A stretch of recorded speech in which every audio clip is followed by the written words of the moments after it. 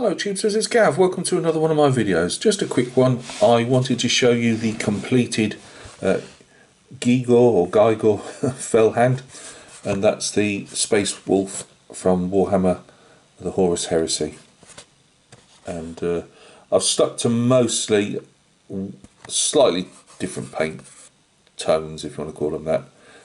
My hair and my character's slightly darker, and I've you know, the very slight variations, and obviously I've used non-metallic to the best of my ability. It's not something I'm great at, and I'm trying to get better at. So I've got some photographs at the end. He's 32mm. Let's get some. So any of the guys that don't do figure painting, non-metallic metal is, instead of using metallic paint, you create a metal look just using normal paint, and you use highlights and shadows to create and also reflections from what he's wearing and the sky and all this type of stuff. I've not done a lot of reflections on this guy, so I can see my hair and mine's slightly darker, and I put some darker in the shadow areas and lighter. Mixed a bit of ice blue in there into the mix, just to bring a colder look to the hair, and I've put some ice blue in the face as well, just to make it that colder look, because he's on one of them ice planets. I didn't want to go overboard with the base, putting too much snow on. I'd used micro balloons on the snow, and whether it was just the grey coming through, but they literally turned grey, which is, I've not had that before on the times I've used it on dioramas. So I've had to paint over the micro balloons that made the snow, just because they were just grey. Tried to do a tiny bit of ice with some super glue, and it didn't really work, but you know, tried. I didn't want it too much anyway, in case the bits get bust off. But on the sword that I could see on the artwork, it was a fairly metal looking sword. It wasn't any power sword, you know, with power going through it, so make it like a blue colour or anything. So as I say, I'm not really used to doing non-metallic. He's got his wolf pelts all over him. There's a wolf head somewhere down there. It's a bit tricky doing the big claw, getting the non-metallic on that, just because it's very thin, so there's not a lot to work with. Again, you need your shadows, or volumes if you're going to talk artistically, but you need your shadows and your highlights in there, and I struggled a bit on that. The two wolf's head, the metal wolf heads at the back, I've given them like a dark blue, just to give them a bluey grey, just but not so it blended in with the armour, and then just highlighted it up. Just to give it a shine. Some of the bits you've got to. It's a lovely sculpt, and there wasn't a thing wrong with it. Fitted absolutely brilliantly. The bolter, so that's the gun on the chain there. The chain just absolutely fell into place. It doesn't click or anything. You have to glue it in, but it just fit absolutely fine. The head only more or less fits one way. By the time you've put the pauldrons on the shoulders and the totem thing on the back, the head will only fit like one way. You can see it just more or less touches. It's a snug fit. But yeah, I thoroughly enjoyed doing this. Absolutely, you know, spent over Christmas painting it. It doesn't look it, but there's a fair amount of hours went into this. I probably could do with doing a few more speculative highlights. The speculative highlights are like more or less, well, they don't have to be, but on like this type of thing, like little white dots, just to bring up the armour maybe a bit more. So I might do that, I might not, I don't know. I might move on with him now, go on to my next one. But yeah, absolutely love that. That was brilliant. Highly recommended figure. Cost me, I think I got this one in a real good price. I think I got it for about £17 with the postage, and they normally retail at around £20 odd, £23, something like that with the postage. You can get them for 20 though, I've seen as well.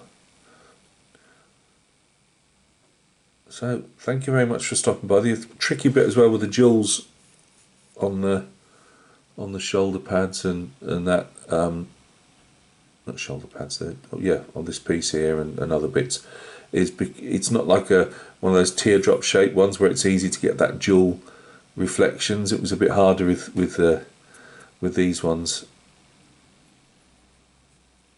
being in a more cut shape. So yeah, photographs at the end. Thanks for taking a look. As I say, we'll be doing a lot more of these figures.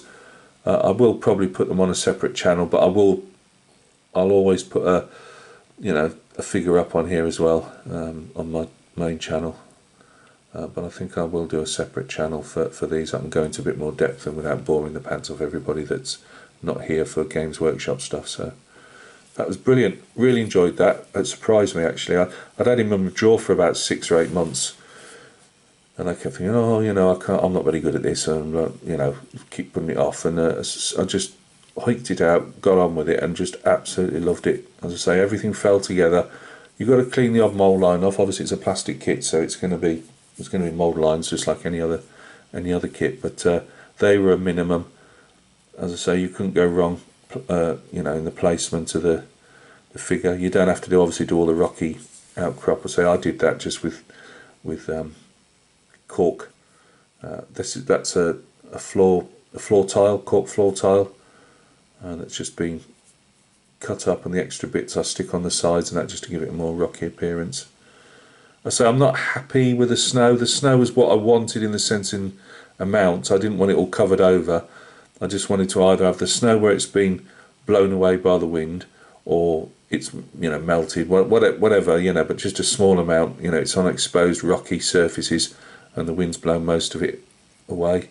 I put some moss that's half dead in the cold in places, but I'm a bit disappointed in the snow. I almost felt like I should have just left it as a rock, but never mind.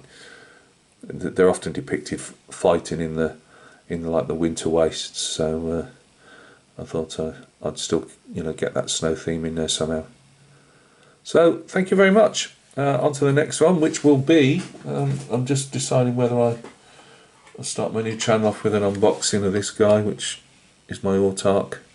These are my favourite ones, the Eldar. So and that is a power sword. See how he's, well, the luminous sword.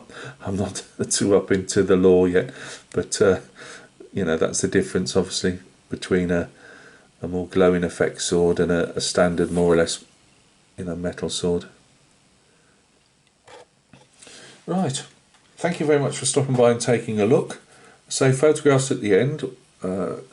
Coming up, I've got some 18mm Prussians from my own collection I want to show you. We've got some, I'll probably leave HMS Avenger for a while as in photographs until I've got more painted on her. I'll have my 28mm Napoleonics coming up probably in about a week's time now. And there's other bits.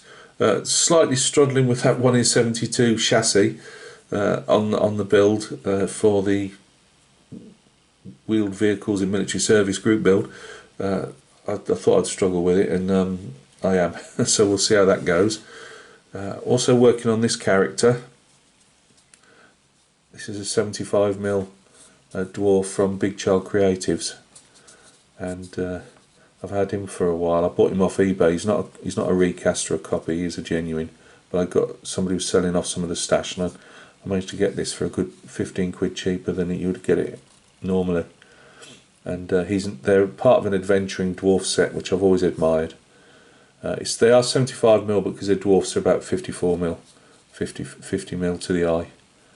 But obviously everything's been left off while I paint around, because they've got so much little bits and pieces, it's hard to get into the different areas. But yeah, that's a bit different for me, so I hiked him out as well.